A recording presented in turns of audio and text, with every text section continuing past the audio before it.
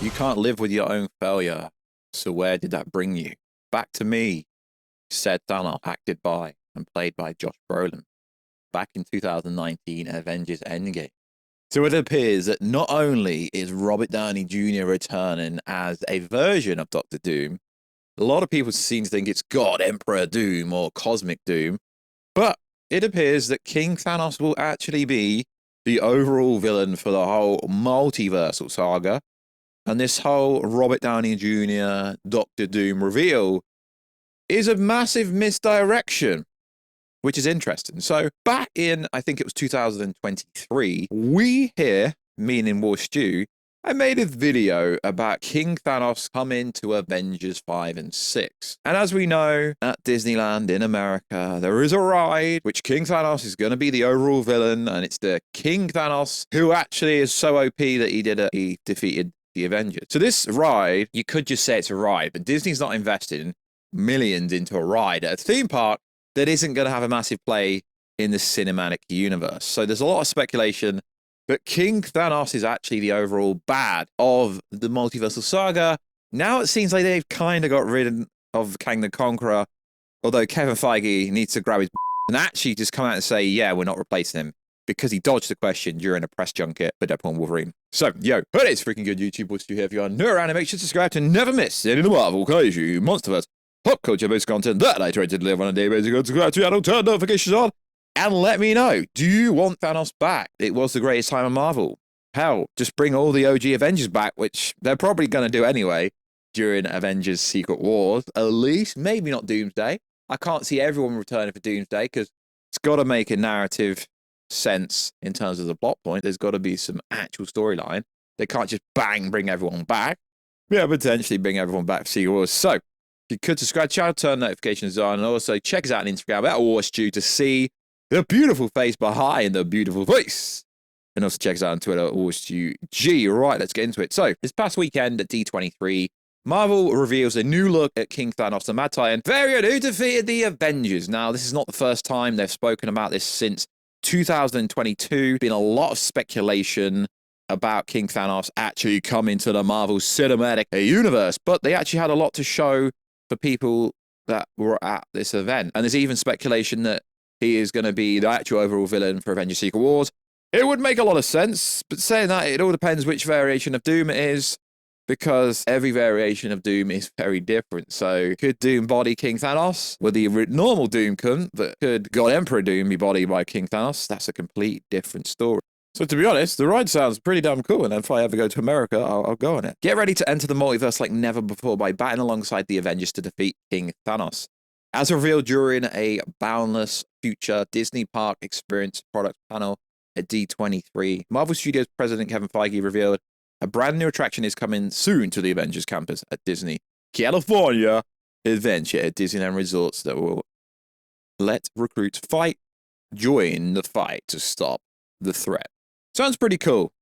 I can't find anywhere where this ride's actually and when this ride's actually going to be opening, but at D23 they did have a lot of stuff to do with the King Thanos ride. It looks pretty darn cool. Avengers Campus is part of the multiversal attraction. Sounds pretty cool. So who is King Thanos? He's basically the Thanos that won, that killed all the Avengers and basically is near enough invincible. Not actually invincible, can be taken out. But if they're going to this much trouble to invest all this money into introducing everyone to King Thanos at Disneyland Park, pretty much means he's going to appear in a Marvel movie.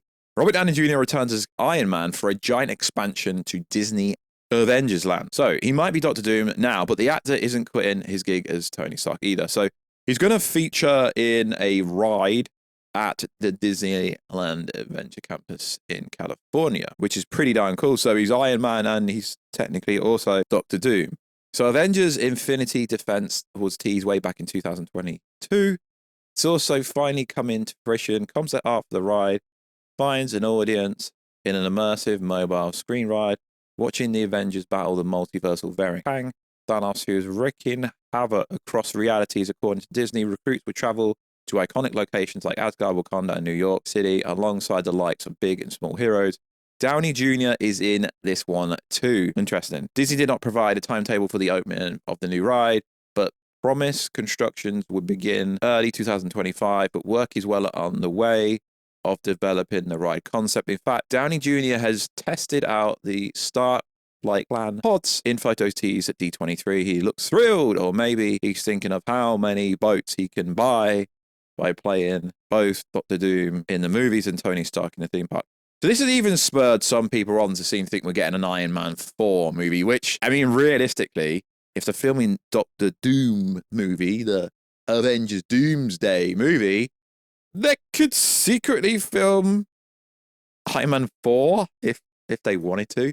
So who is King Thanos? According to the internet, King Thanos is an absolute savage. The Thanos life seamlessly mirrors that of its younger self. As time went by, the heroes of Earth grew old and weak, but Thanos grew stronger. His eternal quest to please death leaded him to almost every living thing in the known galaxy and becoming the king of what remained in his wake, nothing. Knowing that he had to die in order to be with death, King Thanos gave a piece of the time stone to his servant, the Rider, and tasked him with going back in time to drag his younger self to the future so he could be killed by him.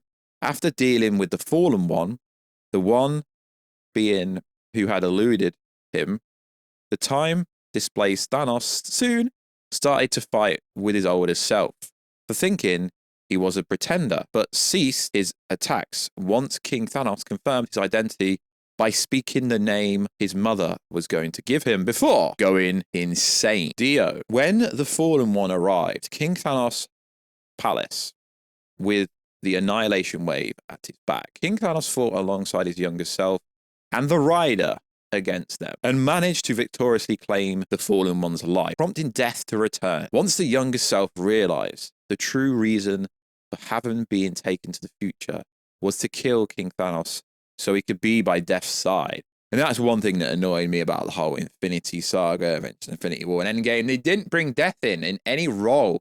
The elder Thanos prepared for battle since he didn't want to go out without a fight. Despite overpowering his future self, the younger Thanos stopped attacking after the elder Thanos begged for his life.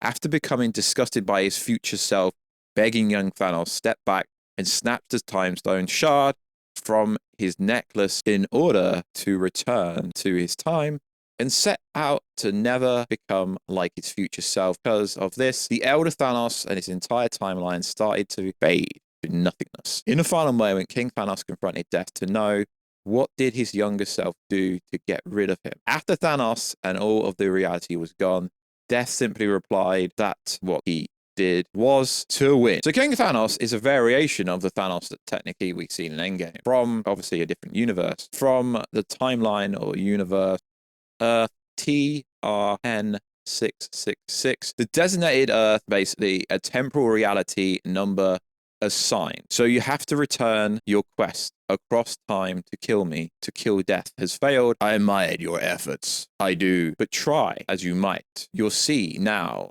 that none may escape the inevitable of my purpose. Now and always, Thanos wins. That's a quote from King Thanos. So King Thanos isn't invincible. He's a lot more powerful than the actual Thanos we've seen in the Marvel Cinematic Universe. So one of the biggest surprises of the debut of King Thanos, a version of the Mad Titan from the far, far future, was King Thanos ruled over a desolate wasteland where he successfully vanquished all of his enemies, including the Avengers, Guardians of the Galaxy. Any threat that rose up against him was ultimately defeated, except for a figure only known as the Fallen One. Despite all of King Thanos' victories, he still needed the present-day Thanos to help him defeat the Fallen One and accomplish his last and final goal of pleasing Lady Death. Very interesting. In the present day, Thanos had just finished taking over Chitauri Prime, the homeland of the alien Cora from the Avengers 2012. The last 5 minutes after naming himself their new ruler, Thanos was interrupted by Cosmic Ghost Rider, praised motorcycle rider, former spirit of vengeance. The new character was a mix between Ghost Rider and the Herald of the Galactus, who claimed to be following orders to bring Thanos to the future by using a shard of the Time Stone to travel through. The Cosmic Rider, aka the Black Right Hand of King Thanos, was an instant hit with the readers as fans quickly speculated his secret identity despite many suggestions that it was Deadpool. The man behind the cosmic Ghost Rider turned out to be Punisher. Once Thanos was taken to the future to meet King Thanos, the Mad Titan did what all superhero comic book characters do when they first meet each other. They fought. However, some important pieces of information come to force during their scuffle. For example, it was revealed that Thanos was indeed, birth name was going to be Dion. And the reason King Thanos needed his younger counterpart help was to kill the Silver Surfer, who had transitioned into the role of the Fallen One. Not only was the Silver Surfer going to be a new title, but he also had the Annihilation Wave as his army, along with the former Avengers' cherished weapons. Knowing he needed the help he could get to stop King Thanos, Silver Surfer spent millennium preparing himself to be worthy enough to lift Asgard's mighty hammer, Mjolnir, which made him the new King of Thunder. The ensuing battle was epic, with Ghost Rider falling as the first major casualty. Unfortunately, the second and third casualties were Silver Surfer and King Thanos' pet, the Incredible Hulk. In the future timeline, Thanos wiped out Earth's mightiest heroes at some point in the relative near future. As it turned out, Bruce Banner, the Hulk, was spared and turned into Mad Titan's pet.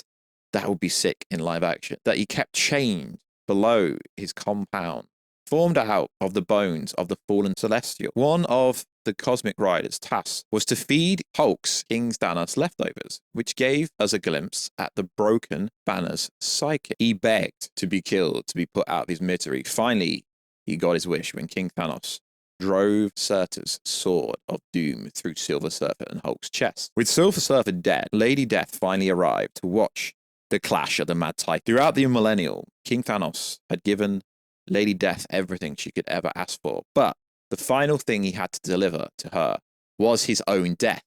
Thus, if anyone was going to have the privilege of killing King Thanos, it would have to be Thanos himself. God, that would be so epic in live action, which is why the present day version was pulled into the scheme. The two Thanoses fought to the death, with the younger Thanos choosing to spare its rival and change the future so that King Thanos would cease to exist.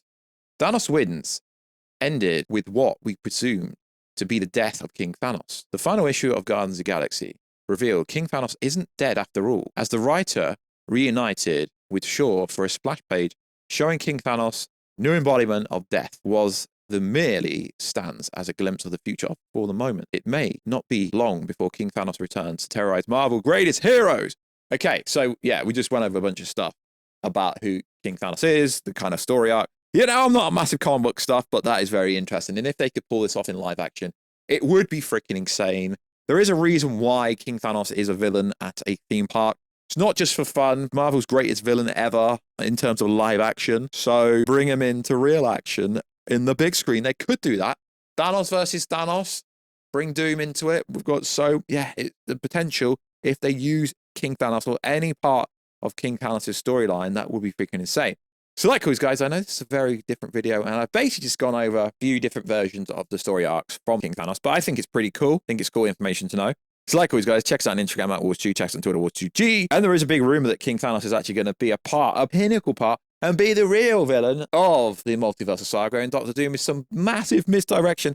I don't know, but King Thanos will be cool. And if they did this arc, if they bring Death in, and if they bring a bunch of other villains in, and you have Hulk being the pet of Thanos, that will be absolutely funny, and it will be cool. So like always, guys, I'll catch you in another video very soon. Catch you later.